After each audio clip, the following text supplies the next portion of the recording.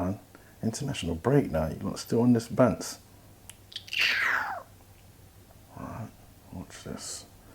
Yeah. You think that's funny? Huh? Take this, huh?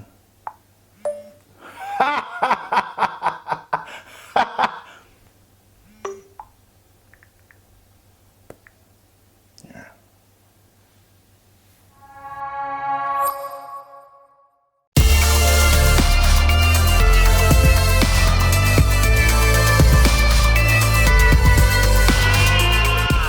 Hi there guys, and welcome to another episode of A Dash of Sports, episode 30. I'll be your host and presenter, Dashiki Dash, and on this show is where I talk about all things sports related, hot topics, and trending stories. And if you like the previous episodes, then give us a like, comment, subscribe. Also remember to press the notification bell so you don't miss out on any future episodes. And also don't forget to watch the latest episode of my Premier League review show, A Dash of Sports Premier League Review. That's where I'll be able to give you all the roundups, the results from all the games from this past week, and I'll leave the link in the description area so you'll be able to go and check that out.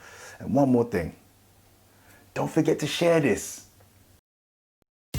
And on today's show, I'm going to be kicking it off with some football. Now, I know, international break and all of that, but I was actually going to take a break myself because, look, man, when it comes to international football, I don't really care, man. Unless it's the Euros or the World Cup directly, all of these international qualifiers, you can miss me with that. But there was one thing that stood out for me, and that was the England setup, the England team. How is it that England give out so many caps? Like in the 4 years that Southgate has been about, how many caps do you reckon he's given out? 10, 20, 30, 40? I don't know, man, but I know it's a lot. And this has all come off the back of the latest England debutant, Borussia Dortmund's Jude Bellingham, who only at the mere age of 17 years old has become the third youngest player to be capped by England. And then I'll be moving on to some boxing with another reoccurring question when it comes to Dillian Whyte, and that's, what's next? What's next for his career? Seeing that Povetkin had to pull out the fight due to supposedly catching the coronavirus, that's been postponed. But Dillian Whyte is, he doubts that claim. He's really doubting it because he's saying, boy, it might be something else. Surely not. Povetkin on the, nah. Anyway, I'm going to look into what Dillian Whyte is actually saying or accusing Povetkin of doing. Well, now it seems like the Alexander Povetkin versus Dillian Whyte fight is not going to be happening this year, which is a real shame because it was a rematch that I wanted to see. But there are some fights, upcoming fights that I'm looking forward to watching as early as this Saturday, right through to December, where Anthony Joshua takes on Kubrat Pulev in a fight that Anthony Joshua does need to win, hopefully wins, so that he can move on and get this Tyson Fury fight, you know, signed, sealed and delivered. Hopefully they can make it happen, but as I've been hearing lately, your boy Wilder, man, he's still trying to worm his way through, trying to get this third fight with Fury. Man, I don't know, man. Are they going to make this fight happen or not? Because it's just going back and forth. But hey, more to be discussed here on A Dash of Sports.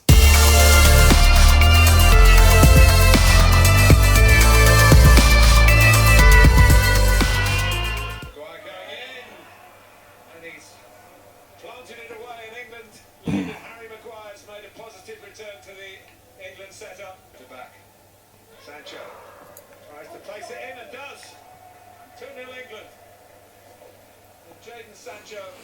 And he fires it in emphatically. Calvert-Lewin up to the task. And this young England side up to the challenge in this particular game tonight.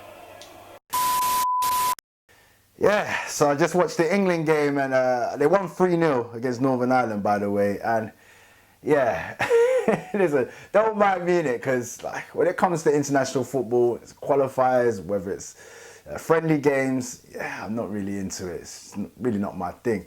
But you know what? It's like watching EastEnders, you know. England, it's like watching EastEnders. Like, you're familiar with the characters, you're familiar with the players because, you know, they're playing in Premier League. Well, it's like watching an episode and they're filming in the market and then you're noticing, hold on a second, how come there's all these different or new people in the market stall? It's it's like the England team. Like all of these new caps and new players that are playing one game and then another new player, another debutant here. It's just like, man, how many caps are you lot going to be giving out? Now, since England appointed Gareth Southgate as the manager and head coach, I swear he's given at least 24 or probably even more. Like, about 20, 28?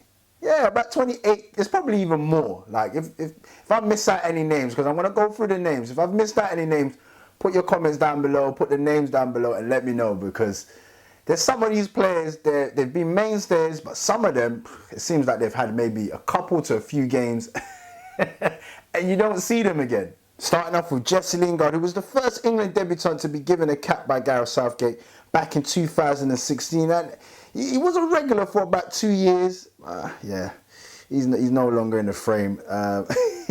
He's not even in the frame for United, let alone being in the frame for England.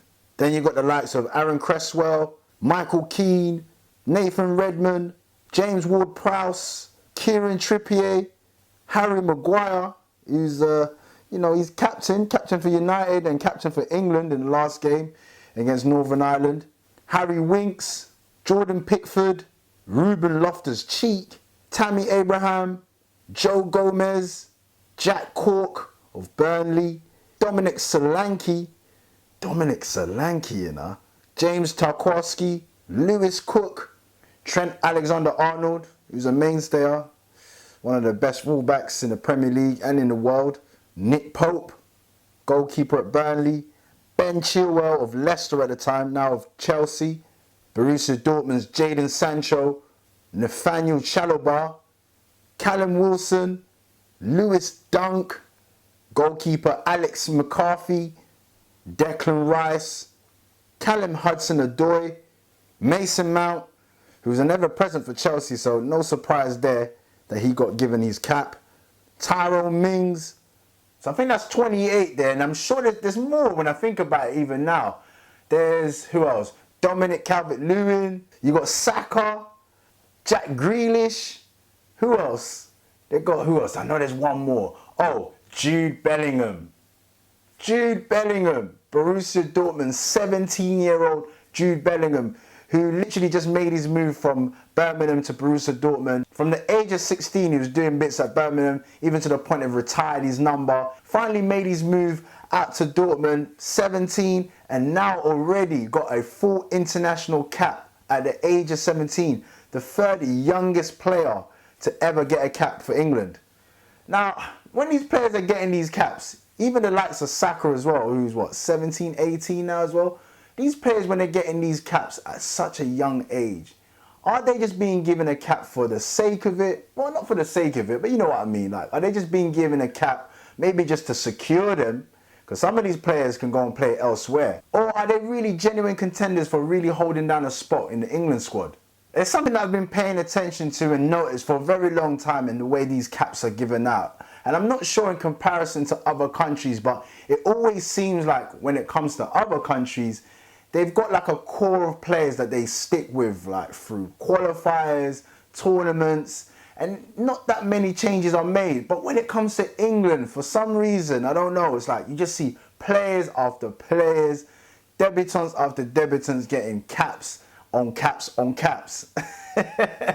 Now, the only thing that I don't agree with is if you're just trying to secure some of these young players so they don't go elsewhere to play, that's wrong. That is really wrong. Like, allow them to not feel that type of pressure, because it always seems like, oh, if they have dual nationality or there are other countries looking into them, so then all of a sudden England just come out of nowhere and then pluck them out and then give them their cap and then that's it. Then you've got other situations where you've got younger players who've just broken into their club teams, not really even established themselves, and then all of a sudden they've got a cap.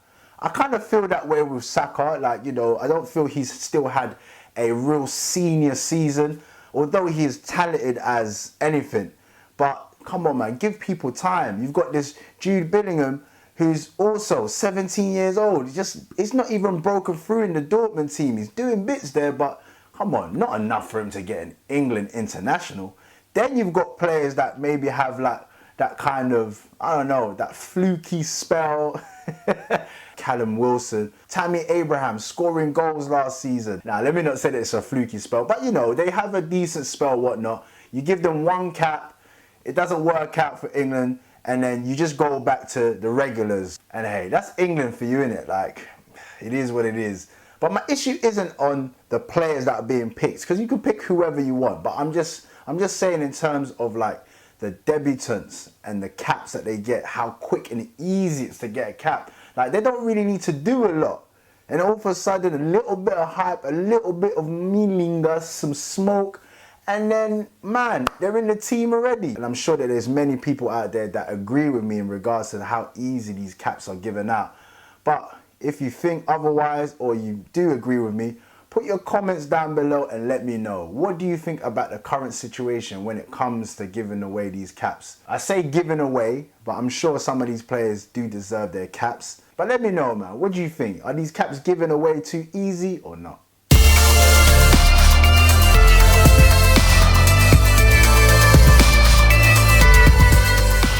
And now moving on to some boxing. Alexander Povetkin versus Dillian Whyte. Is that still on? Well, unfortunately, according to reports, that fight is off due to the fact that Povetkin contracted COVID, and now it's looking like there isn't going to be a new date for the back end of this year. Possibly, there could be a date scheduled for the early part of next year, 2021. But this year, nah, I don't think it's going to be happening. But Dillian Whyte, he has his doubts because he doesn't really believe that Alexander Povetkin actually had COVID, and he thinks that he postponed the fight for another reason. Now, when I first read this headline itself, before reading on, I thought to myself, no, surely not. Surely you can't be implying what I think you can't be saying what I think you're saying. Like, Povetkin, you might be on the juice. Nah, surely not, surely not. But then when I read on, it was more in the sense that Dillian Whyte was saying that he thinks that he used COVID as an excuse to pull out the fight, not only to postpone the fight, but to give him more time to prepare for their second fight, for the rematch. Dillian Whyte has remarkably claimed that he does not believe that Alexander Povetkin has actually had the coronavirus. However, Povetkin's team had revealed that he had been hospitalized with COVID-19, and so the rematch had to be postponed, which has now led for Alexander Povetkin's team, who have now vowed to disclose the medical documents after Dillian Whyte questions the rematch delay. Now look, first and foremost, if it is the case that he genuinely was hospitalized for the coronavirus, COVID-19, the main thing is, you know, we're hearing that it was a rough case. So the main thing is that he's gotten over it, he's, you know, getting better, he's getting well, he's feeling better. And the best thing out of this situation would be that he can recover, a speedy recovery, and then hopefully make his way back and fight Dillian Whyte for that rematch. But as frustrated as Dillian Whyte is, he's adamant, he's maintaining the fact that Povetkin is lying, his team is lying, and they're using this as an excuse to postpone the fight, to allow him to have more time to prepare, to get fitter, to get stronger. I don't know, it's a bit of a strong accusation, especially in this day and age. You think to yourself, there's a lot of people who are either succumbing to the virus, who are seriously being damaged by the virus, or even to the point of death. And for someone to be using that as an excuse, I don't know. Stranger things have happened out here. People will do anything out here to maintain either money or, you know, status or whatever it is. So I can't wholeheartedly be like, yo, I believe Povetkin, but I just find it hard to accept that someone would lie about having the virus just to get out of the fight. Oh no, yeah, it's a bit of a sticky one. But the situation is real techie though. I'm sure that both fighters wanted to get into the ring and glove up again one more time for the rematch. But unfortunately, we're just running out of time, and there's fights already been set up, venues, and it's not easy to just get venues left, right, and center, especially with dealing with all these lockdowns, and we don't even know what's going to be happening in the next couple of days, let alone weeks and months. So it's a tricky one. But what does Dillian Whyte do now? Does he wait around, or does he try and seek another fight? But let me know what you think though, man. Put some comments down below, shed some light on the whole situation itself. Do you think that they can still try and cram this fight in at the end of this year? If not, then I don't know. Where do we go from here? Put your comments down below and let me know. Now, despite the Povetkin Dillian Whyte fight being postponed, cancelled, fortunately enough, there is some in-ring action as early as this Saturday between Terrence Crawford and Brook. Two great fighters, and a fight when I found out about it, I was like, ooh, this is going to be a good fight. But Brook trying to take on Terrence Crawford.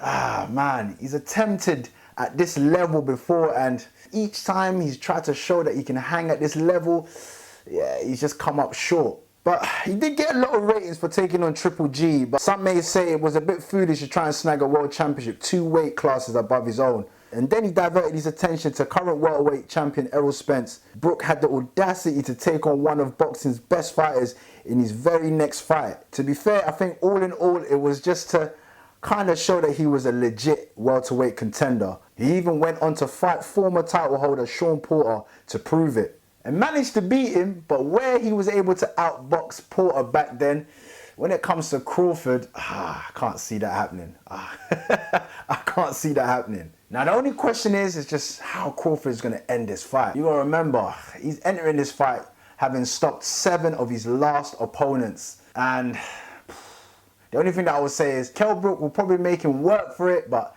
all in all, the end decision will be Crawford will win the fight. Now, the next fight that I'm looking forward to, let me rub my hands like Birdman. Errol Spence Jr. versus Danny Garcia. And Papa Angel needs to be in the corner as well, man, because without him, it ain't a Danny Garcia fight. The bout between unified welterweight champion Errol Spence Jr. and former 2-division title holder Danny Garcia will be taking place December the 5th at the AT&T Stadium in Arlington, Texas. This event, which had been scheduled for November the 21st, had to be pushed back and will now have fans in attendance. This, for me, is one of the most anticipated fights of the year, or even of recent memories. You got one undefeated fighter, you got, Danny Garcia, who's, man, that's Danny Garcia, man. The only thing that I will say is it's been a year since Errol Spence Jr.'s car accident, and I would have thought that maybe he would have taken up, a tune-up fight or someone that just to ease his way back in, but he's been saying he's been training hard. Ever since he got back to training, it's like he never left. Hey, they usually always say this, innit? My training camp has been great. It's been better than ever. I'm stronger, I'm faster than ever. But it's going to be a true test getting in the ring with Danny Garcia, a very skilled fighter. But Errol Spence Jr. feels motivated that he's going to be fighting in front of his home crowd, his home fans in his hometown. And that in itself is so exciting. Like, there's going to be fans. And the Gervonta Davis fight, watching that fight just made me realize, oh man, without the fans, it's been a real struggle. We've tried our best, but you can't beat it, man. Every punch you're reacting to, the knockout, you see Gervonta Davis knockout? Oh my goodness, devastating. So I'm looking forward to a real good scrap between the both of them. Errol Spence Jr. versus Danny Garcia, December the 5th. Let me know, man. Who do you think is going to win that fight? Put your comments down below and let me know. And then the next fight that I'm looking forward to is Anthony Joshua versus Kubrat Pulev, with Pulev being the mandatory challenger for Joshua's title. Now, it's not a fight that I would say, like, I think it's going to be a great fight, but I think it's more the outcome. We're hoping that Joshua obviously beats Pulev so that he can, push himself in that Fury direction so we can get this ball rolling, so we can try and get this fight happening. Anthony Joshua can't make that mistake again in regards to looking ahead of Pulev and, having his sights on Tyson Fury. That's the mistake that he made with Andy Ruiz, and we all saw what happened then. So he's going to have to take this fight real serious. I do believe, like, you learn from your mistakes, innit? The Ruiz fight, because it was a late change from Big Baby Miller. So what I believe is that he went into that fight thinking, Andy Ruiz, I'm going to be able to dust him off. And what happened is, he got punched up, boy. He got punched up, lost his titles, had to go through the rematch route again, got his titles back. So on this occasion, he just has to take it serious, be real focused on what he has to do. Once he, dusts him off, then you can start thinking about Tyson Fury properly. But I get it, it's all business, innit? At the end of the day, you got to handle your business. And being world champion means that you got to multitask some way or somehow. So hopefully he's focused and he'll be able to, you know, do the business, get rid of Pulev and head on to Tyson Fury. But hey, you know what? Boxing is a funny old game, you know, a funny old game, especially from where Tyson Fury is sitting, because you gotta remember from where he came from, for all the drugs, the, you know, the suicidal thoughts, the attempted suicides, the mental health issues, mental illness, and now he's the it man. He's the guy. He's the one that everybody wants. Because before it was AJ. Now it's Fury. AJ wants Fury after Pulev.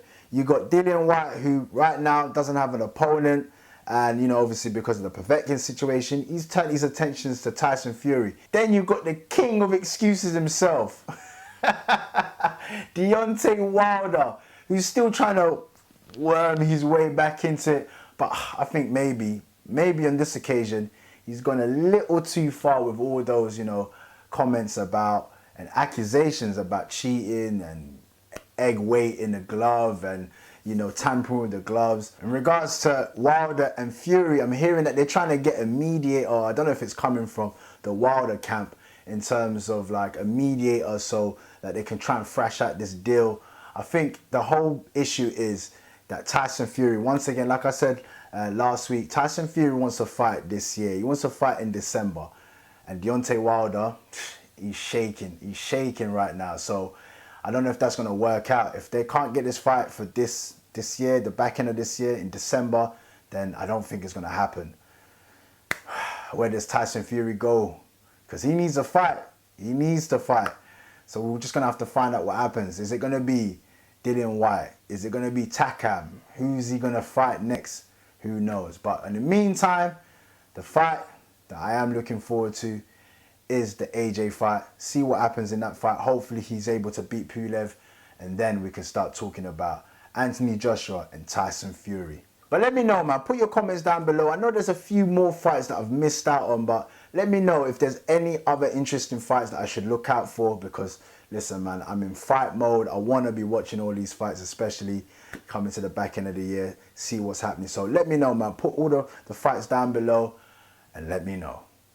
And with that being said, I'm going to leave it there for today. And if you've made it this far into the show, I truly appreciate your love and support, man. Thank you so much for watching. And if you need further information about future episodes or just your day-to-day sporting updates, head over to my Instagram page, and I'm also on Twitter, which is a Dash of Sports. I'll put it down below here at Dash of Sports, and I'll also leave it in my description.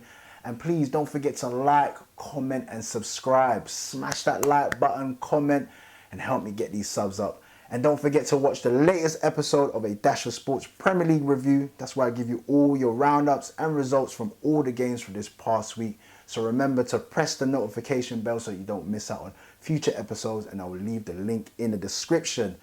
With that being said, until the next time here on the Dash of Sports, peace.